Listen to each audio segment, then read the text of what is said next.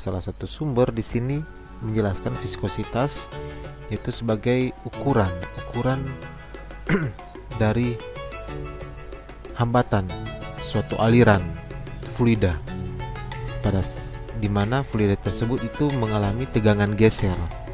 Tegangan geser ini sebagai salah satu faktor juga yang terlibat tanda kutip dalam viskositas sebagai penentu nilai viskositas. Nah, viskositas ini juga dapat dikatakan sebagai kentalan atau penolakan terhadap penuangan. Jadi dapat diambil contoh, misalnya kalian mempunyai sebuah botol saus tomat tuh, dengan sebuah botol yang berisi air mineral. Jadi botol yang berisi saus tomat dengan botol berisi air mineral. Jika kalian menuangkan isi dari botol air mineral tersebut,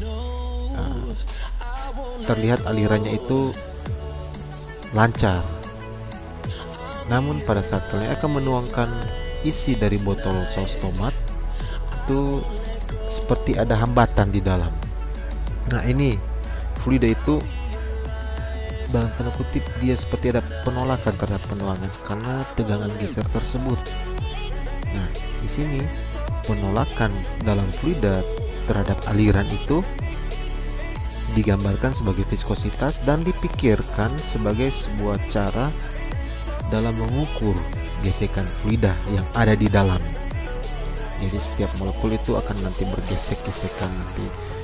Nah, kita akan lihat di penjelasan yang selanjutnya. Oke, ya mohon maaf ini ada background.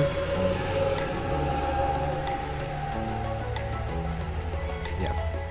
Definisi yang lainnya yaitu ada yang menjelaskan mengenai gaya gesek antar molekul-molekul yang menyusun suatu fluida.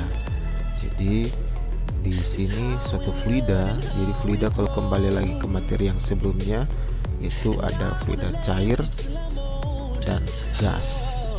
Nah, di sini dalam fluida cair yang kental misalnya itu ibaratnya ada beberapa layer di dalam fluida, maupun juga fluida yang tidak kental itu bahkan ada beberapa layer di mana pada saat menuang fluida tersebut dari wadahnya akan ada gesekan yang menghambat sehingga alirannya itu sedikit bahkan tidak akan mengalir sama sekali dengan lancar. Nah, molekul-molekul itu akan saling membentuk suatu fluida yang saling gesek-menggesek pada saat dia mengalir. Untuk saat cair, viskositas itu disebabkan karena ada gaya kohesi. Jadi gaya kohesi itu gaya tarik-menarik dari setiap molekul yang sejenis di fluida itu sendiri. Namun pada saat gas, fluida itu justru disebabkan oleh tumbukan antara molekul. Nah, kita akan melihat fluida yang memiliki viskositas. Nah, di sini fluida yang lebih cair itu biasanya lebih mudah mengalir. Contohnya air, ya betul, air itu sangat mudah untuk dialirkan. Namun sebaliknya, jika fluida yang lebih kental itu akan lebih sulit mengalir. Contohnya minyak goreng dibandingkan dengan air, masih air lebih lancar untuk mengalir. Oli, madu, apalagi saus tomat tadi, dan lain sebagainya. Nah, fluida yang sejati itu memiliki sifat-sifat sebagai berikut. Itu dapat dimanfaatkan, mengalami gesekan saat mengalir atau ada nilai viskositas gesekan yang di dalam, dan alirannya turbulen atau alirannya tidak sejajar. Ini turbulen ini sudah mulai diperkenalkan pada kalian karena di fluida dinamis nanti kalian akan lebih banyak bergaul tanda kutip dengan aliran laminar, turbulen, dan diantaranya itu transisi. Nah, ini faktor-faktor yang mempengaruhi viskositas. Salah satunya adalah suhu. Di mana sini viskositas itu akan berbanding terbalik dengan suhu. Jika suhu itu naik, maka kekentalannya itu akan menurun sehingga dia akan lebih mudah mengalir. Demikian sebaliknya.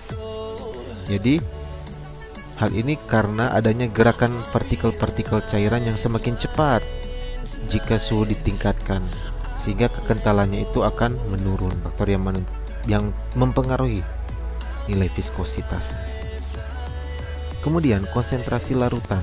Di sini konsentrasinya itu akan berbanding lurus dengan viskositasnya, itu berbanding lurus dengan konsentrasi larutan. Jadi suatu larutan dengan konsentrasi tinggi akan memiliki nilai viskositas yang tinggi. Contohnya gliserol. Gliserol itu termasuk juga yang ada di hand body misalnya. Jadi jika kita campur dengan air, misalnya kita campur, maka dia akan lebih mencair, sehingga dia akan bukan lagi kental tapi lebih cair sifatnya. Dibandingkan dengan konsentrasi yang tinggi sebelum kita campur. Sehingga di sini kenapa dia viskositasnya tinggi, karena konsentrasi larutan menyatakan banyaknya partikel zat yang terlarut dari setiap satuan volume. Jadi misalnya air dalam 1 cm bujur sangkar, dalam kotak ukuran 1 cm bujur sangkar, misalnya kita campur dengan air, partikel yang terlarut dari konsentrasi gliserol itu lebih rendah dibandingkan sebelum dilarutkan, misalnya sebelum dicampur dengan air. Kemudian semakin banyak partikel terlarut, istilah sini semakin banyak gliserol dengan nilai konsentrasi yang lebih tinggi, maka gesekan antar partikel itu juga akan semakin tinggi dan nilai viskosisnya itu akan semakin tinggi juga. Faktor lainnya yang mempengaruhi yaitu berat molekul solut. Jadi misalnya dalam suatu fluida itu ada bahan padatan misalnya, nah itu akan juga turut mempengaruhi.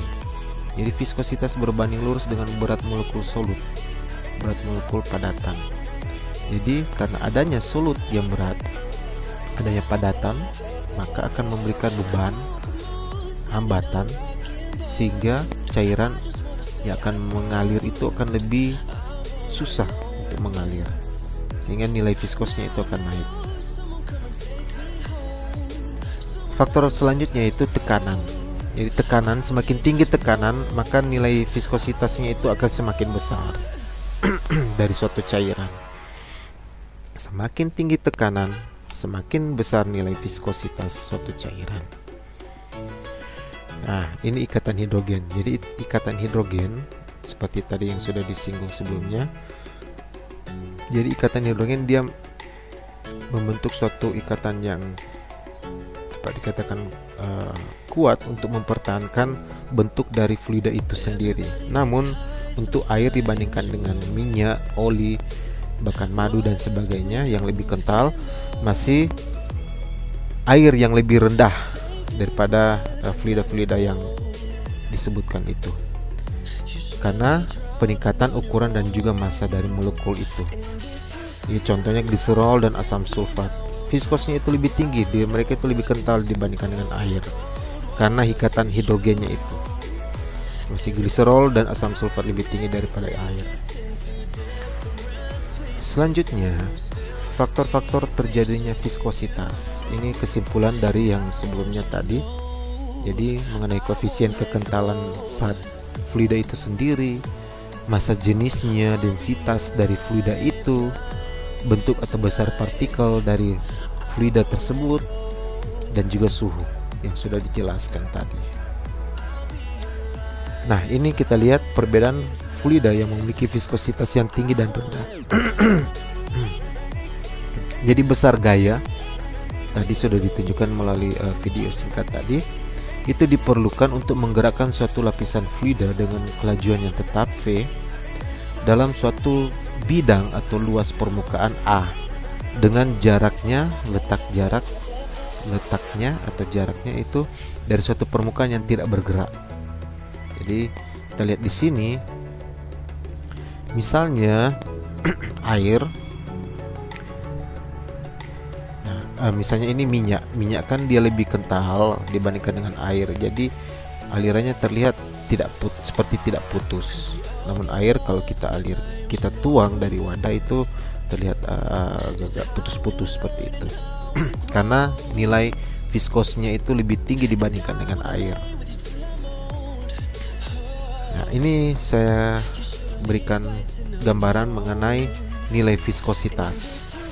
Contoh nilai viskositas untuk misalnya minyak jarak di suhu 0 derajat Celcius yaitu 53 poise. Sedang untuk air 1792.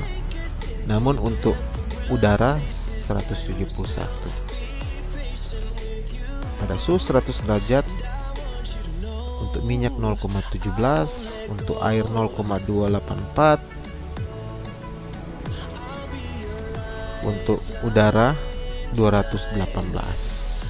Oke, selanjutnya cara-cara untuk menentukan viskositas. Jadi waktu kami kuliah dulu sempat di lab fisika dasar, situ memang cukup lengkap peralatannya untuk praktikum. Namun untuk saat ini beda akses kalian untuk ke sana. Dan ini dari beberapa instrumen untuk menentukan viskositas ada sekitar 6, namun yang akan saya tampilkan cuma sekitar 2 karena itu yang umum sering digunakan baik di lab atau lab untuk mempelajari ataupun juga dalam lab yang lebih advance nanti. Ini mengenai capillary Ostwald. Jadi diukur waktu bagi cairan untuk melewati tanda pertama. Jadi hitung pertama pada saat dia masuk di start mark ini, kemudian dia tekan lagi stopwatchnya pada saat dia masuk di stop mark ini yang kedua. Waktu alir dari cairan yang diuji dibandingkan dengan waktu yang dibutuhkan bagi suatu zat yang viskositasnya sudah diketahui, contohnya air. Ya, instrumen yang berikutnya yaitu viskometer Hopler. Ini yang mungkin sering dipakai di lab-lab advance yang lebih lengkap alat-alatnya dan pengukurannya lebih kompleks. Jadi mereka ini menggunakan bola pejal. Jadi pada saat luncuran bola ini yang dihitung. Jadi prinsipnya menggelindingkan bola dari kaca melalui tabung gelas yang berisi zat cair yang akan diselidiki. Jadi lama waktu bola itu menurun, itu yang dihitung. Kecepatan jatuhnya bola merupakan fungsi dari harga respirok sampel.